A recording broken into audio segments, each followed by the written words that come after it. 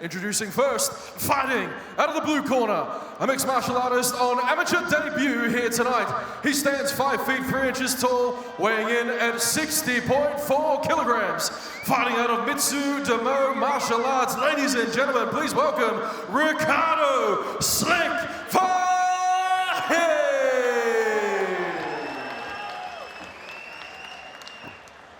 And now introducing his opponent, fighting out of the red corner, a mixed martial artist holding an undefeated amateur record of 2 wins, no defeats. He stands 5 feet 7 inches tall, weighing in at 61.3 kilograms. Fighting out of Scrappy MMA in Perth, Western Australia. Ladies and gentlemen, he is Moamen Hamdon.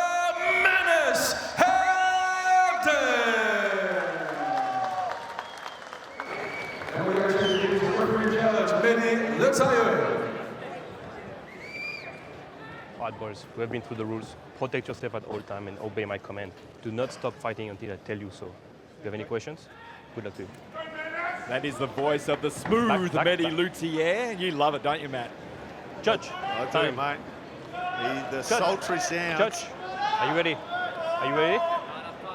Fight! Here we go. Yeah, we're underway. Look at the big, long, wide stance of Hamdon.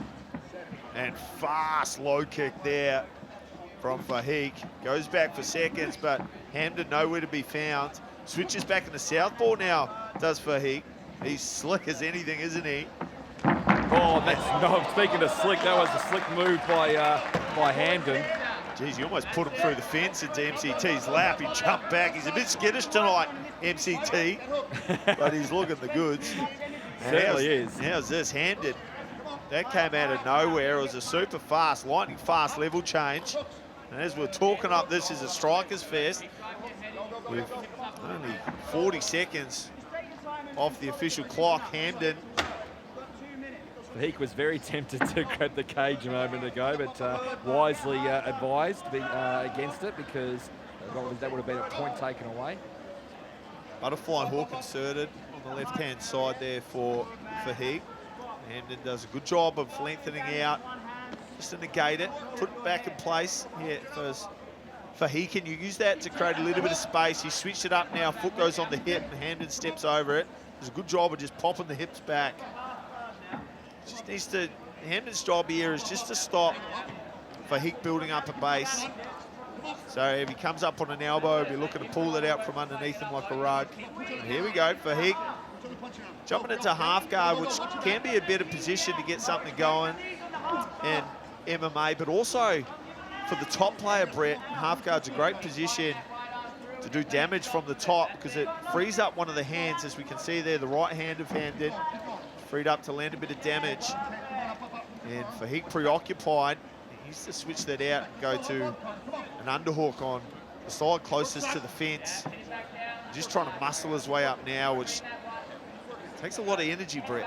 It takes, you said it best, Matt, it takes a lot of energy, but very good work by Hamdon because he's controlling Fahik. Fahik is trying to move and try and get to the cage where he can use his back to climb up against the fence and get back to his feet. He's in a better position to do that now, but again, great control by Hamdon. Yeah. Fahik looking to, it looks like he's looking to set up the butterfly sweep at times, but he's just too flat on his hips. And in the process, he's given up side control, and Hamdon does a good job of threatening a hit and arm choke to progress it to full mount. 20 seconds left to go. Hamdon looking to do some damage, forces Fahik to expose his back. It's a real danger now. What can Hamdon produce with not long left in the first round? The left hand's under the chin. 10 seconds clappers go. Can he lock it up? It's all locked up. Is it side sealed and delivered? Oh, he gets there. Saved by the bell like Screech from the 90s, Brett. And good play. Red corner Scrappy MMA team. You probably want some more of the same. But there's Slick Fahik showed some wrinkles in the first round. He's very, very fast. And they'll know that the red team are going to look to change levels. What traps will they have set? He's gone into southpaw now, has Fahik. He's got the ability to switch back and forth. Nice low base. be wary of that takedown. And that takedown and ground game wasn't in his Muay Thai game, that's for sure. No, that's one way to get yourself kicked out of a Muay Thai arena.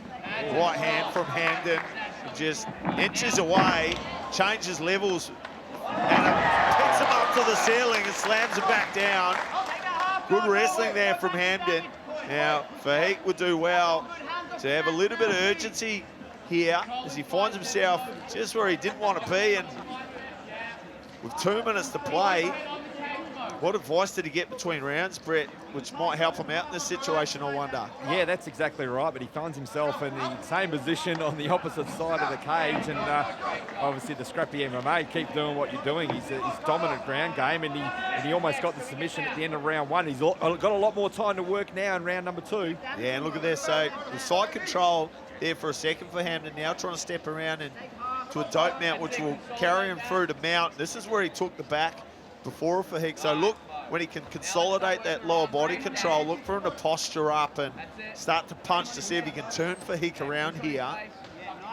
The difference here is he's got half a round to play, but here he goes, and Fahik looks to oblige.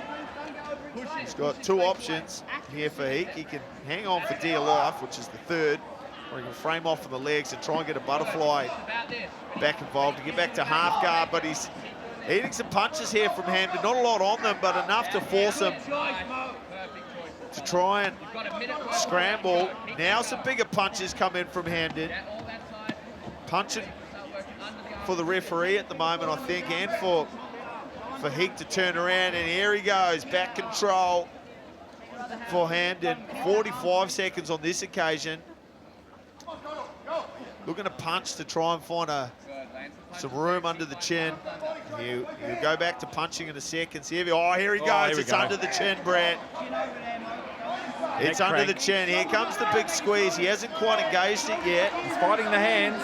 Yeah, and that was smart from Hamdon. He didn't burn his hands out. He just waited there for a second. See if his man's ready to go, and he wasn't. Good experience grappling from the youngster.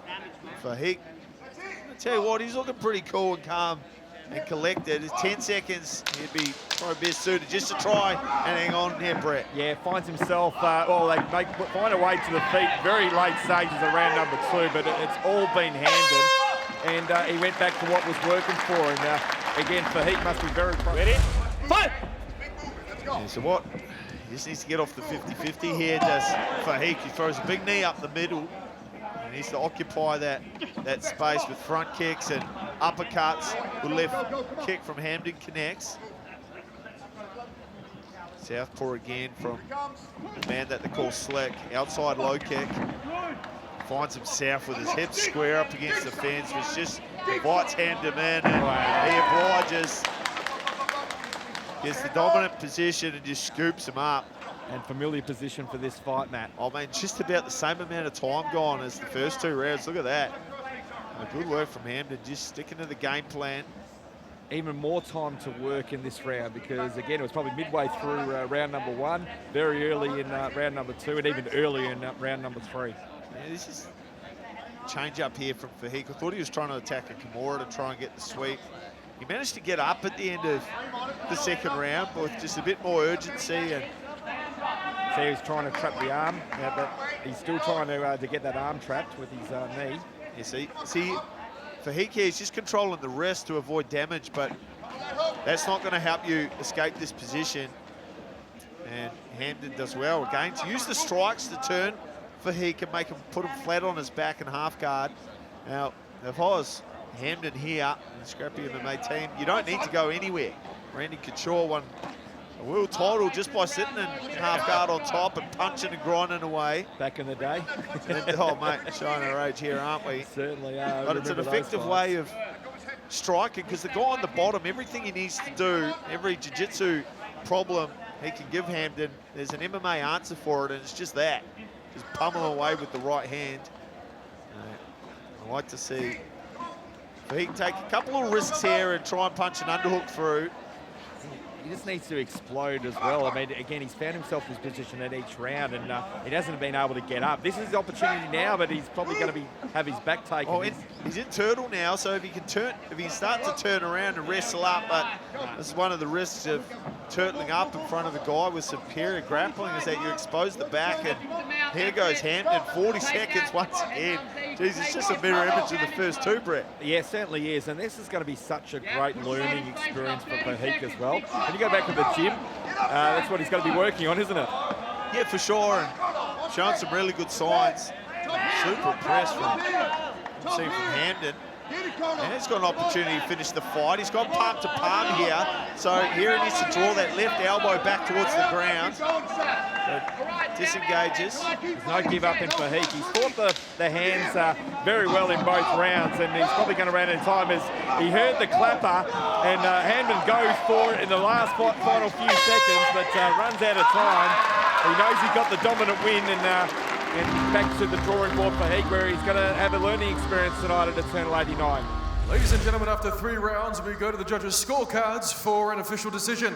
The judges score the contest 30-26, 30-26, and 30-27 for your winner by unanimous decision and still undefeated Moamen Hamdon.